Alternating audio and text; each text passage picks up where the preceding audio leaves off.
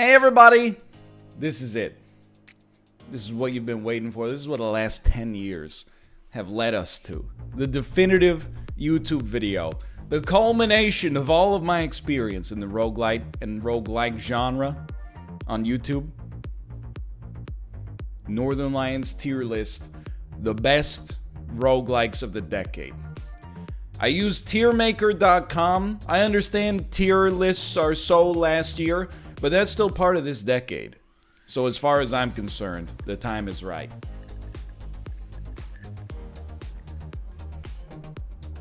Below, you can see Dicey Dungeons, Slay the Spire, Children of Morta, Darkest Dungeon, Dead Cells, Enter the Gungeon, FTL, Hades, Into the Breach, Nuclear Throne, Non-Flash Isaac, Rogue Legacy, Spelunky, Streets of Rogue. 1, 2, 3, 4, 5, 6, 7, 8, 9, 10, 11, 12, 13, 14 roguelites will be sorted empirically, objectively. S, A, B, C, D. D tier, low. S tier, transcendental. One of the best games in the genre ever released, without a doubt. I want to say before we get started here, this video might lead to some hurt feelings. Sometimes radical art does hurt feelings. I apologize for that, but I do want to say right off the bat, just by virtue of being on the list, every single one of these games is an A tier game. And I mean that sincerely, even if some of these I've been mad at in the past. They're all A tier games. It's like, you know, Miss Universe, you know? They're all winners. You already won your country's pageant. Unfortunately, someone has to be in the D tier. I apologize for that. Anyway, let's get started. So, Dicey Dungeons. Let's pop that in the B tier just to start with, okay? Dicey Dungeons came out this year, or as I like to call it, Ice and Geo. Sorry about the crop on some of these images. It's a very good game. For a long time, I thought maybe it was the best roguelike of 2019. I think in some ways, I honestly think it still might be the best roguelike of 2019. Cool mechanics, you know, good art style, good aesthetics, great music. Unlike what you might be listening to in the background right now. No offense meant to the YouTube royalty-free audio library. Episode 4 did bog me down. I feel like some of the characters weren't created equal. So for that, you know, I really have to look at Dicey Dungeons. And I'm like, compared to some of the games on this list, great game, not a whole lot of staying power at the end of the day. I'm gonna bump that down to our C tier, with no disrespect intended. Now, you knew this was coming. Slay the Spire started up in the B tier. I'll have you know, if we're evaluating a roguelike on roguelikey sort of spectrums, I have so much time played of this game that it would make your head spin. I have like 700 hours on PC, probably like at least another 100 hours on Switch. I think that without being too intellectual, because also I don't really know what I'm talking about, Slay the Spire may be like the best designed roguelite. I think there's one other game on this list that might compete with it for design, but I think it's up there. Knocks against Slay the Spire, no narrative. Some people take issue with that.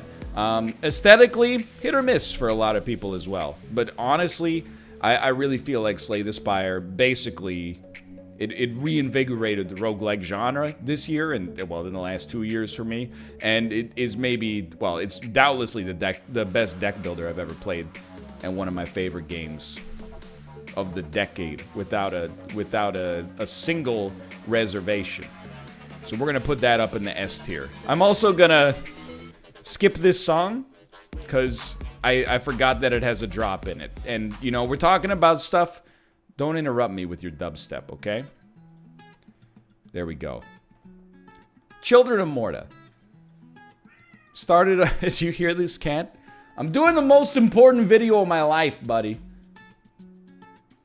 I'll give you some wet food afterwards. Children of Morta came out this year. Strengths, very strong narrative. Like one of the strongest narratives on the list, for sure. Mechanics, a lot of fun. It was a nice little melding of Diablo with roguelike mechanics associated with it. Negatives, couple big negatives. Really only suitable to be played through one time. You could play it through more times if you enjoyed it, but it's not a traditional roguelite where there's like an hour or a 2 hour long loop and you just keep playing that. This was, it's really a story from front to back, you know, and once it's done, which is a nice positive because it means, unlike a lot of games on this list, you can actually finish with it and move on with your YouTube career. But I think for roguelite purposes, that does bump Children of Morta down. And to be honest, it's with a heavy heart I put it down here in the D tier. Now, I want to be clear. Mechanically, great game. Definitely a top 10 game of 2019 for me. But as far as evaluating it within like the roguelike context, not having much replay value kind of kills it a little bit. Darkest Dungeon. I have beaten a campaign of Darkest Dungeon. Remember Solemn Vow? Was it on Radiant mode? Yes, it was on Radiant mode, but still. Darkest Dungeon is a fantastic game. I have like a deceptive amount of time into that game. I'm pretty sure I have hundreds of hours. I really like, and you're going to see a trend, I think, on this list to some extent. I really like strategy roguelites. Slay the Spire, Darkest Dungeon, Into the Breach in particular. You know, games that are not so much about execution in real time, but instead are like almost an algorithmical loop that you can work through. And I think Darkest Dungeon did a very, very good job of that. Positives, hey, tons of DLC, tons of replayability, multiple different ways to tailor the game to your own experience. You want it a little easier, you want it a little harder, etc., etc. A real kind of like XCOM-y sense of like despair when a character dies or is afflicted with something terrible. You know, meaningful biomes and bosses and stuff like that. What are the negatives? In my campaign, at least, it has the same problem that like a good XCOM campaign has, which is like it peaks in difficulty sometime around the mid-game, and then you're just kind of coasting for a bit until the end, which honestly kind of almost ruined my whole run. But anyway, I think Darkest Dungeon, it's getting a lot of points from me on Legacy. I think I'm going to put this higher than people might have expected. I'm going to put this up here in the A tier. You know, it came out in like 2014. We're still talking about it all the time. Still seeing people play it all the time. Dead Cells. By the way, once we have all of our tiers like sorted out, I'm going to arrange left to right, favorite to least favorite as well. We're going to get into the fine grain, nitty gritty detail. Dead Cells, I'm going to tell you right off the bat, this is one of the ones that's going to annoy people because Dead Cells is beloved by a large section of the roguelite community. I have lots I like about it and some things I dislike. One of the things I like about it, I think as far as roguelites on this list go, it has the best or tied for the best combat. Like Dead Cells and Hades, I actually think are probably the most fun to play in terms of like the combat system. Mostly due to, they both have the same sort of thing going on. It's fast and the controls are really responsive and your dodge, you know, basically gives you invincibility temporarily. If I remember correctly, at least. And a big variety of weapons and stuff like that in Dead Cells as well, which was really nice. The negative for me, it's hard to explain, but I felt like, at least when I played it during early access, I went through a couple of different phases, a couple of different builds in early access, but I kind of hit a point where it seemed to me that for the first few floors, the best strategy at that time was to rush through and not attack any of the enemies, get to the upgrade gates that are timed as quickly as possible, and then springboard off of that into like a more successful run. So it was kind of a unique idea, and I get the idea that you want to incentivize faster play. And I've heard that it's not that in that same capacity anymore. The timed gates are not as big of a deal. But for me personally, that it eroded a little bit of my enjoyment of the game to have to play it that way and not interface with what I felt was the game's best system for a while. So it's definitely, I wouldn't put it in the D tier, but I would pop it here in the C tier. And we'll arrange these later. But yeah, I know for a lot of people, Dead Cells is probably in the A tier or the B tier, maybe even S. Enter the Gungeon. I really, let me take a sip here. Obviously, I have a long history with Isaac. I really see Gungeon as like Isaac 2.0. And it's clear, like, when you look at something like Isaac, Flash Isaac and Rebirth are really kind of like the shared ancestor, I think, for a lot of these games. I feel like some of these games don't come out, or they don't have the same kind of like common threads running through them if Isaac doesn't exist. So I want to give credit to Isaac for being both the Flash, which isn't even on the list here, because I thought there's too many Isaacs. Plus, like, I don't want to be rude to Flash. It's going to be lower than Rebirth for sure. So I see Gungeon really as like Isaac 2.0. I think it was a game that seemed heavily inspired by Isaac and took a lot of the stuff from Isaac, but really added its own flair to it. And I really, like, this is a controversial statement for, you know, a game that I have 3,700 hours in versus a game that I have 300 or 400 hours in. But I think Enter the Gungeon is more fun to play than Isaac. I feel like, you know, the actual act of dodging room to room, like, is way more fun due to the dodge roll in Gungeon than it is in Isaac, just avoiding bullets and stuff like that. Now, in terms of like synergies and loot and stuff like that, Gungeon, it got a lot better, for sure. Like, when it first came out, it was great, and I don't mean to diminish that, but there were some problems maybe with like difficulty tuning and, you know, particularly like ammo and health drops are really low. But I think the DLC that came out over the ensuing years really helped out a lot, as did like the bespoke synergies that they actually built into the game for all the guns and passives. And I can't say enough about how like the alternate path to go fight the rat is really, really transformative. That was a lot of fun. So I think this is going to surprise some people, but I'm actually going to throw Gungeon into the S tier. And I feel like people will be like, A, I can see, but S is like it's a little audacious. But I'm being true to my heart here. I think that Enter the Gungeon legitimately is one of the best roguelikes ever made. And if people know that it's good, but I think even still, it might come in a little bit underrated. That's my 2 cents.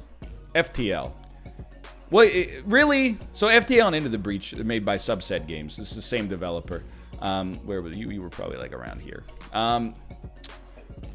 They are some of the best game designers on the planet, and both FTL and Into the Breach are some of my favorite games of the decade for sure. Into the Breach, I think, is more slept on than it should be. Everyone knows FTL slaps. FTL, I mean, there's nothing much to say, you know? It's got everything. I can't think of a downside for FTL, basically at all. First off, I haven't played it in about 4 years. So it has been a while, but I think it's the only game on the list that has the kind of combat that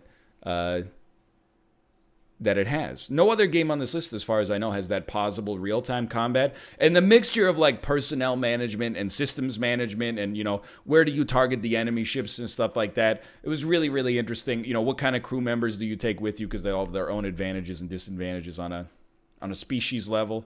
And let me just hit the play button here and get this cycle started again. Didn't think we'd be here for this long. Turns out I like to talk.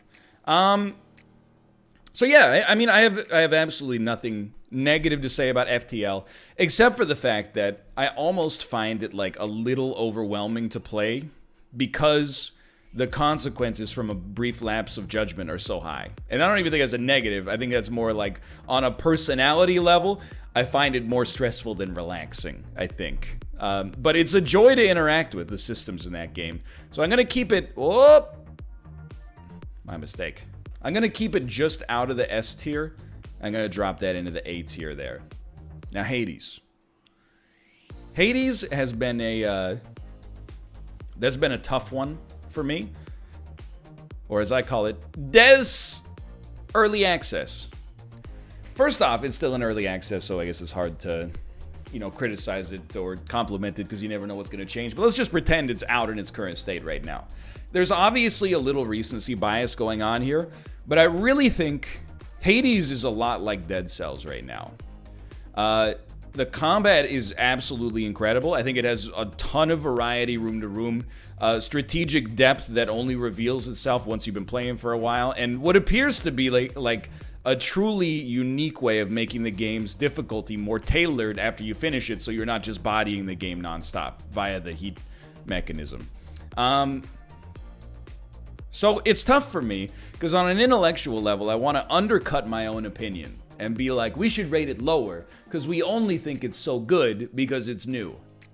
But I feel like that would be a betrayal. I feel like that's, for me personally, it would be betraying my actual opinion, which is that I think this is actually closer to the top of contention than the mid or the bottom, for sure. So it's with an asterisk, I guess, to some extent. But I would probably put Hades up there in the A tier right now. I think it's that good. You know? Hey, the best album of the year could come out December 31st, 1999. Why can't it apply to games too? Nuclear Throne kind of came out in that era, like post-Isaac, where there were a lot of roguelites coming out. I feel like Nuclear Throne is like, it's the best of the Isaac echo prior to Gungeon, if that makes sense. I think Flambert did a really good job with this game. All the characters unique, a lot of fun. Played a lot of it on YouTube, played a lot of it on Twitch, but never really got sucked into it, I guess. The same way I've gotten sucked into really like almost every game on this list. For some reason, like even though I like it a lot, I feel like I never really got absorbed into it. And the other thing, and this is not necessarily like, it's not a knock on Nuclear Throne, it's just a preference thing. I prefer generally games that have an end as opposed to just looping as many times as possible. Because I always feel, I get that it's like a thematic and a game design choice, but I feel like ending with it being a loss 100% of the time, it's demoralizing for me. Especially on YouTube, I'm like, people always want you to go one step further. It'll never end. But anyway, Nuclear Throne, in terms of like the top-down, like shooting type roguelite, I think it's the second best, next to like Enter the Gungeon. You know, ones where you actually have a gun. I mean, so just by virtue of being on this list, it's complimentary. But I wouldn't put it in the B tier. I would probably move it down to the C tier, with all due respect, for the record. Let's save this one for a little bit later. Let's reorganize these. Something like that. So we'll start with Into the Breach here. Into the Breach, everything I said about FTL, I think applies to Into the Breach as well. I think it's expertly designed. The design of both of these games is just stunning. And it's super replayable. And again, a really unique sort of approach to the genre, which both of those games have, you know, they've set themselves apart from the genre by not just, you know, building a better version of the game. They really built like their own unique game. So it's a like a Game Boy Advanced, excuse me, I'm gonna be changing the music here. It's a Game Boy Advance aesthetic. There we go. Orange foot. Sounds like banana pancakes if you ask me, but what do I know? But it's a much more, like, it's like a turn-based tactics game that kind of plays a little bit more like XCOM than even Darkest Dungeon does, to be honest. And I think it succeeded really well at its goal. If I have one complaint about the game, I did think that once I started to get to the level of competency, it did start to become solvable, and it became a little easy, and it relies on you to tune the difficulty up, which is true of a lot of games on this list. But for me, I was like, maybe that means that I'm done now. Once I've gotten my head around the systems, maybe it means that I'm done. But I would put Into the Breach at the B level for sure. I don't think it's as much of a classic as FTL. It's tight though. Like these are pretty close. Like this is the borderline, I think, between the A and B right here. Rogue Legacy. Rogue Legacy is a very good game that is good in 2019, but was amazing in 2013. Do you know what I mean by that? Was it 2014? Anyway, it's been a long decade. I think at the time, this had really cool gimmicks, cool mechanics, and we were kind of starved for roguelikes in general, and roguelites if you want to call them that. So I think this filled a niche that now, as more and more like kind of polished competition has come out, it's easy to disrespect Rogue Legacy a little bit and look back on it as kind of like antiquated, but it definitely, it fulfilled a really good need at the time, and it was a lot of fun to play. I got like 100 and something hours in this game. I beat it, and I beat it on New Game Plus as well. I think it's a very good game. That does feel a little bit simplistic and maybe unrefined compared to a lot of stuff on this list, but it's still very good. But I'm gonna toss that down in the D tier, again with no disrespect intended. Streets of Rogue. We played a lot of that this year, and if it has a negative, I think that the big problem with Streets of Rogue for me is that it took a long time for me to actually grasp all the systems in the game, just because of the fact that it looks so simple when you first look at it, that you think, or I thought at least, like, oh, every character should just go around punching things all the time. So it took a lot longer for me to get to the point where I was interfacing with, like, the Deus Ex style stuff and the hacking and the stealth.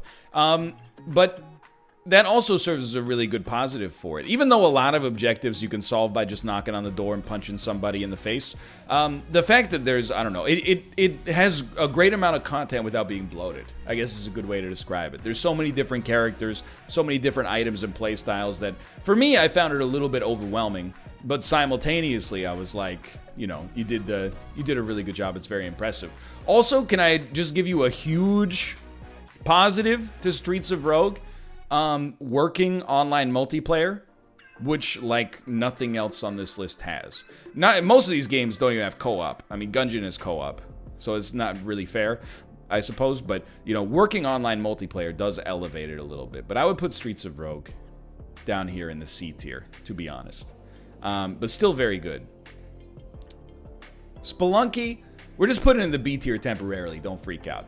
I think you know probably where this is going. I think, you know, Spelunky is really, again, much like Spire, much like FTL and Into the Breach, the design of the game is amazing.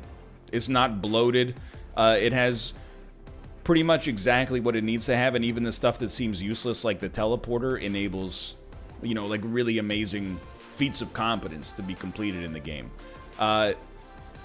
Beyond that, it's very hard to talk about Spelunky without, like, thinking of the journey that everyone went on, where, you know, we were all like, oh man, you beat Olmec, what happens next? And then you're like, oh, well, if you complete this incredibly arbitrary series of objectives, you can unlock, like, a whole new world. And what that sense of discovery when you finally get the level of, you know, ability that allows you to get down there is, honestly, it's kind of magical. You know, and I think other games, like that path in Spelunky, I think has inspired, like, pretty much any roguelike that has alternate paths in it. And no game has done it better, I think, than Spelunky for sure. So it's probably one of the best games ever made, and I think definitely deserves to be in the S tier. I think anything below the S tier for this is honestly kind of insulting. Isaac, what can you say? We spent 3,600 hours together. I know you and you know me like nobody else on this planet knows each other. So on the one hand, it would be easy to elevate this. I've played so much of it, it has to be good. And it's also kind of easy to whatever the opposite of elevate is. to lower it on the list, because I think, honestly, in terms of, like, particularly, I know I've been saying it a lot, but if you look at these games in terms of like design perspective, I think Isaac is in the lower half in terms of, like, the elegance of its design. You know, it has too many items, many of which either do the same thing as other items or alternatively do almost nothing. I think it has.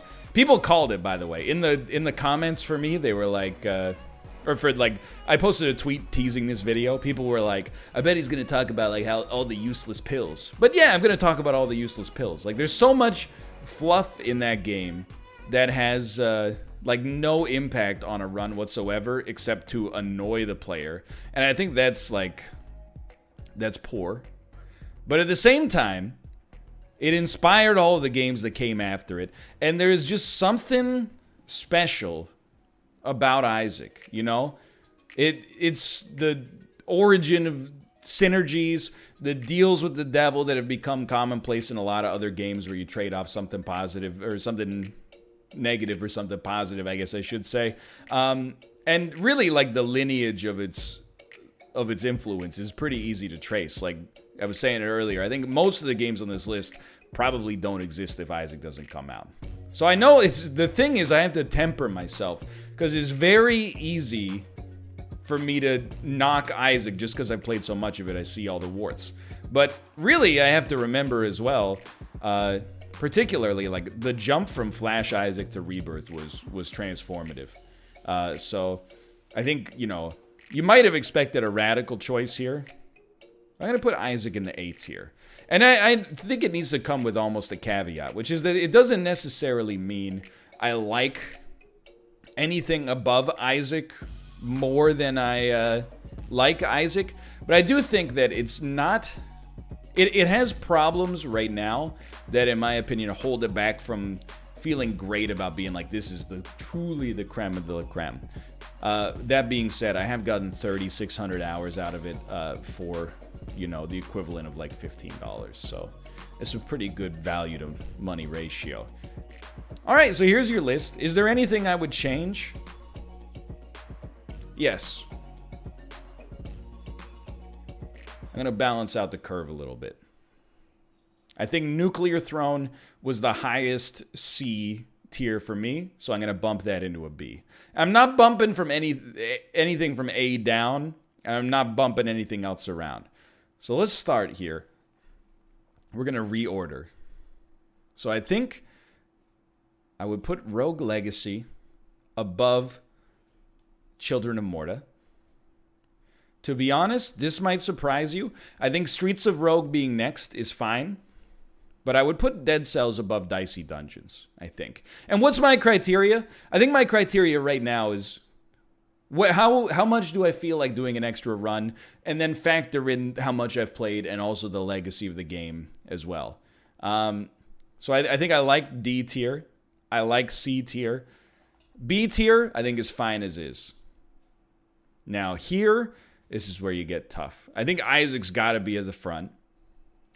Honestly, for right now, I think you go Hades just after that, which is going to be a little controversial, and then FTL, and then Darkest Dungeon. Again, with the caveat that I think all of these are, fantastic, without a doubt. And then up here, I think for me personally, I think you go Spelunky at the front, Slay the Spire, and Enter the Gungeon. That's my take right now. And, if you ask me tomorrow, maybe Spire's at the top. You ask me the day after that, maybe Gungeon's at the top. You ask me the day after that, dude, Into the Breach is the best roguelike of all time. You ask me the day after that, how could it not be Isaac? But as of today, this is the way I got him. Spelunky, Spire, Gungeon, Isaac, Hades, FTL, Darkest Dungeon, Into the Breach, Nuclear Throne, Dead Cells, Dicey Dungeons, Streets of Rogue, Rogue Legacy, and Children of Morta. Agree? Disagree? Let me know in the comments. If you enjoyed the episode, subscribe. It's the first time we've done something like this. Click the like button if you enjoyed it. I look forward to reading your tier lists, honestly, to see if I'm an aberration or if I'm close to the norm. But either way, for now, thanks for watching. I hope you guys enjoyed it. Hope to do more, interesting kind of one-off stuff like this in the future. Thanks for watching. I'll see you next time. See ya.